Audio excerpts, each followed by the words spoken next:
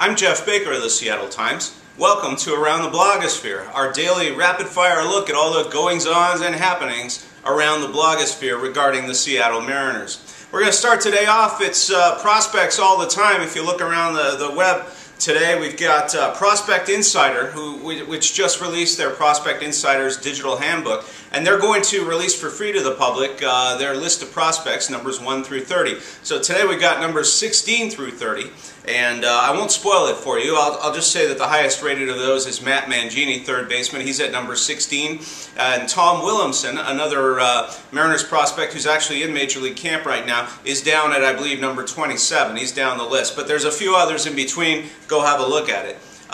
Over at Seattle Sports Insider, Jeff Clark, the site's author, is running a series, a look at Mariners minor leaguers and true prospects, and they're running it off the Baseball HQ Minor League Analyst, which just came out with its handbook and review of prospects around baseball. And they focus on a bunch of them, and one of the prospects they look at with the Mariners is Mike Karp. And that's an interesting case, the first baseman who was acquired in a trade in the J.J. Putz deal 2 years ago.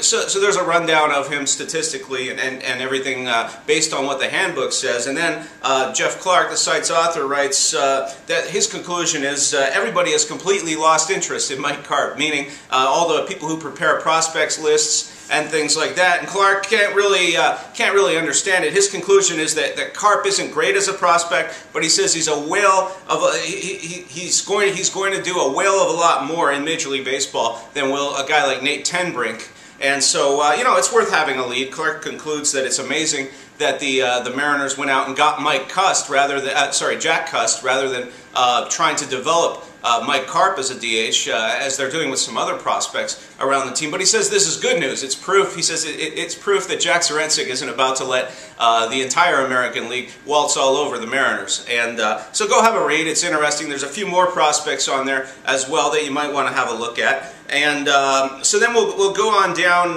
We'll go on down the line here to the section 331, where Megan, the site's author, tells us the story. She goes outside of the Mariners sphere a little bit. She tells the story of, she links to the story of a 36-year-old woman who's pitching batting practice to both the Oakland A's and the Cleveland Indians. And she also gives us a follow-up update on little Gavin Justice. He's that 3-year-old that we showed you the video of last week who was heartbroken basically when he was told that Michael Young was going to be traded to another team and not going to play on the Rangers anymore. Apparently Michael Young and his wife actually saw that video, and let's just say that the little boy was treated to a nice day at the Rangers team store. So that's worth looking at. And finally, just a little tidbit here. In the outfield grass, Justin Olston just has a little bit on Nick Franklin, the shortstop prospect of the Mariners. The best part of that is he's got a video of Franklin from the minor leagues, so you might want to check that out. And